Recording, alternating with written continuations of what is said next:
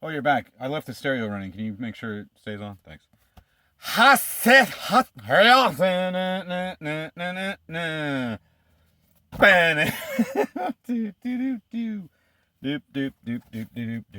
hi everybody. I went to the comic book store today. Picks O the week. Hi. I'm in a very weird mood today. I woke up pissed off and then also in a very giggly, fun mood. It's a very rare blend, the fun angry, but boy, is it fun to be around. Well, for me it is. So first up, this week we have a little bit of a motif, kind of a light week, but a pretty good one, which is good because I'm already behind again. But first up we have this book from the Marvel Comics group, MODOK, Head Games #1. That's MODOK. He's a giant head, hence the subtitle. This is the third such miniseries they've done with MODOK in the last couple, well, hell, I guess since this century. There was one called MODOK 7, and then there was another one like Ocean's 11, and then there was another one that I can't remember the name of now, but it also had a kind of a pun in the subtitle. Anyway, MODOK, for those of you not aware, is an acronym for Mobile Organism Designed Only for Killing. Only for killing. Which is obviously, you can tell by his design here, right? He's a giant head with arms coming out of his ears and legs coming out of his throat. Or out of his jowls, anyway. Right?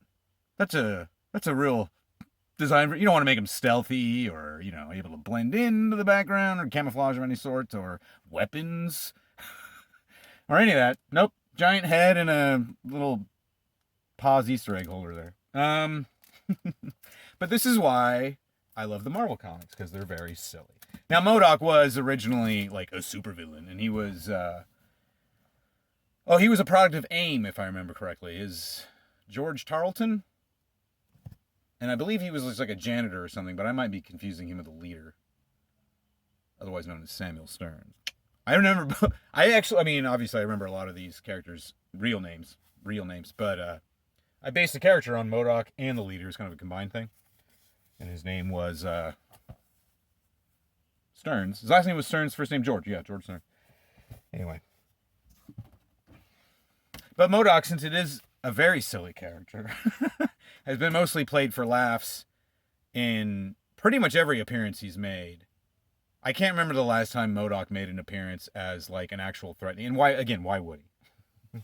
If I want to read that sort of stuff, I can always go back and read the Bronze Age stuff. Oh, the other reason this bears mentioning is because it's co-written by none other than the very funny and talented Patton Oswalt, who, if you're familiar with his standing-up comedy at all, or any of his work, he's most famous for being in the Ratatouille movie, which I still haven't seen. Very funny comedian, though. Been one of my favorites since I was in high school, for sure. And he's a big comic book nerd, so this is not the first time he's written a funny book either. I believe there was a mini-series for the Goon called The Goon Noir, and it was, I think all comedians wrote that, so it was like Oswald and Brian Posehn, who also is a big comic book nerd and writes a lot for comics, and Thomas Lennon, I think, wrote for that, or that might be, there was every year, the Simpsons comics, I think they still do this, they do a Treehouse of Horror episode on the Simpsons, obviously, but then they do, Bongo Comics does a Halloween special every year, and there was one year where it was all comedians writing that too. This has nothing to do with nothing. We're off to a great start. I also remember Patton Oswalt wrote a Justice League one-shot, prestige one-shot for, I don't remember which it was, but it was called JLA, Welcome to the Working Week. And it was told from the point of view of a young fellow who gets his way into the Watchtower. And so he writes about the everyday ins and outs of the Justice League. It was pretty funny. So I'm looking forward to this. He is co-writer. Jamie Blum is the other writer. He gets top billing, so I'm assuming he wrote a lot of it. I know, like when Posehn was writing Deadpool with Jerry Duggan, I'm pretty sure he took a more hands-on thing. But I don't know. I don't know how, because and I've told the story a million times, and it doesn't matter. All right. Also today, and on a similar theme-ish sort of thing, I have Knock 'em Dead #1 from the good people at Aftershock Comics. This is written by Elliot Rahal, who I know he was co-creator of the Paybacks with Donny Cates back in 2013, I want to say, maybe 2014. And no, it was 2013. And he also wrote Quantum and Woody for a minute. Was it the last series? I think it might have been the last. No, maybe Kibble Smith wrote. Quantum and Woody's a very funny book, originally created by Christopher Priest, and he played it for laughs, and every iteration since has done the same. Unfortunately, Priest hasn't written it in a long time, though. Because now that I think about it, I don't think I've ever read Quantum and Woody by Christopher Priest, because it was on Valiant, and I was in high school, and I didn't really even know who Christopher Priest was then, even though I did know him as Jim Owsley. And anyway, that's neither here nor there. He's a good writer, and this is a book that I didn't realize was coming out this week. I'd actually forgotten to make my list like I do on Fridays normally. But when I walked in, Warren down at the shop, Galaxy of Comics, corner of Luis and Satakoy in beautiful Lake Balboa, Van Nuys, California, tell him Jimmy sent you.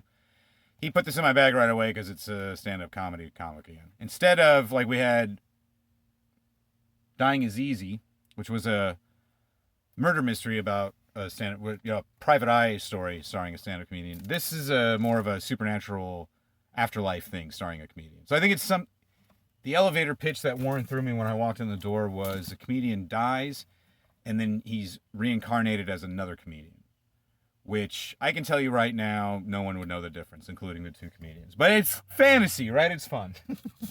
And then I also bought the third one of these TKO books that was sitting in my bag, spread it out over the last month. This is Red Fork, which is actually one word I need to remind myself to make a note. This is written by Alex Packnadell, whose name I did not recognize at first, but then I looked at the little bio, and I thought he had written something that I had read. He wrote a book called Arcadia for Boom, which I don't think I read. I might have. And then, yeah, I don't recognize the name. Oh, that's right. It was the artist, Nick Vendrill. Nick Vendrill was the name I did. I don't recognize any name. Yeah, Nil Vendrill, my mistake. Right. Nil Vendrill, the artist, is co-creator of the comic book entitled Shirtless Bear Fighter, which I don't need to recommend to you because you've already bought it just by me saying the words Shirtless Bear Fighter. It was a hell of a book. I want to say it came out 2015, 2016, maybe somewhere in there. Yeah. And it was super funny. And I can't remember the writer for it, but I'm pretty sure I've read other stuff by him. But yeah, I haven't really I don't follow artists as much as I follow writers. So that's cool. I mean, I was going to buy it anyway because it's on TKO. And that was Picks of the and now Picks of last place. First, before I read Power Pack Outlawed #1, I made sure to ram it into my right nostril. And then I read it. It was pretty good. Yeah, this was a lot of fun. It is part of the Outlawed crossover that's going on with Champions and Miles Morales Spider-Man and Ms. Marvel, which I'm not reading. Well, I'll be reading it on the app, but I figured I'd pick up this Power Pack. I think it is just a one-shot. I better double check. Yeah, I might trade away the rest of this series, though, because it wasn't hard. But it was good, I will say that. Oh, no, you know what? Yeah, I think I'll keep buying this. It looks really good. And it's got a very pop art. This is a kind of a look that, now that I'm thinking about it, Marvel's really been going out after. That's just pop art was, in the 60s, Marvel started putting pop art, a little pop art logo on the corner. Because they wanted to cash in on the relevance that Andy Warhol had given them. So it was like, this was a time where pop art was a new thing. And, Roy Lichtenstein was ripping off Jack Kirby even harder than like DC or Marvel ever did. And so it was this pop art movement, and Stan Lee, not being any slouch in this kind of a department, was like, well, time to invent branding for comic books, and that's what he did. So that's kind of what this style reminds me of. And it's very prevalent in Runaways. In fact, it's been prevalent in Runaways since day one. There's a lot of Marvel books, especially ones that are aimed at like kind of a tween, early teen, late teen, maybe even audience. And they have that kind of, It's very dynamic. It's very primary colors. I mean, they use all the colors. It's all computers now. Um, yeah, it's fun. I liked it. All right. I feel like I had something else I want to. Oh, another thing, and then you want to roll it back and freeze frame it there. It was because like I said last week, Power Pack was not a book I had read a lot of, growing up especially. I've only read more in the last few years since I've become what passes for an adult, and this was written with me in mind. Somebody who's not very familiar, which isn't a surprise because Power Pack hasn't had its own regular series since the early 90s, maybe. And so even if I hadn't been reading Marvel Comics my whole life, I would still have no idea who the hell these kids were. But yeah, so because of that, I felt, I didn't feel confused it's like, it's a few years later, they're all a little bit older. Because the whole hook was that they were all like under 18. I think the oldest Alex is now 18 or something like that. Aging definitely is a lot different. And the 616, so, but there was also a lot of, this is what I really liked. So it was very ground floor for those of us who are not very familiar with the characters, but also included a lot of what I recognize as like, trademark Power Pack stuff. So like the Boogeyman, who was like their arch nemesis, is in this book, and that sort of thing. And it was also the kind of the main storyline revolves around them keeping it from their parents. Their parents don't know that they have superpowers. During the Inferno, which I know this because I just read it. During the Inferno, it was revealed to their parents that they had powers, but then I think that was by the end of the story that had been undone. Some demonic interference, something like that. Anyway, good book. This one, so this is you. Look, first of all, if you haven't read the early Stan Sakai Usagi Yojimbo, there's no other Usagi Yojimbo. If you've not read early Usagi Yojimbo, definitely pick up The Wanderer's Road. I don't need to because I have the first 9 volumes. I'm on volume 9 right now. Unless you're a big Peach Momoko fan, and then you can buy it for her covers. I'm assuming Peach Momoko is a lady. Because these are really neat. And it's also, you don't really get to see Usagi Yojimbo drawn by other artists very often. It's very much, and it's not like Stan Sakai's a dick about it, I wouldn't think. It's just, that's his. Stan Sakai, if I haven't mentioned this, has always seemed to me, and I have no reason to think otherwise, as just universally beloved in the comic book industry. In fact, I would go so far as to say that the entire creative team for Gru the Wanderer is completely beloved individually by the comic book industry. Sergio Aragonés is the artist for Gru the Wanderer, and he's very famous for having drawn for Mad Magazine pretty much his whole life.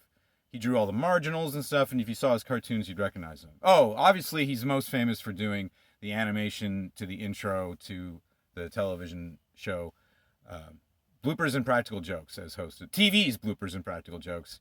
Sometimes Super TV's Bloopers and Practical Jokes, as hosted by Richard Clark and Edward McMahon.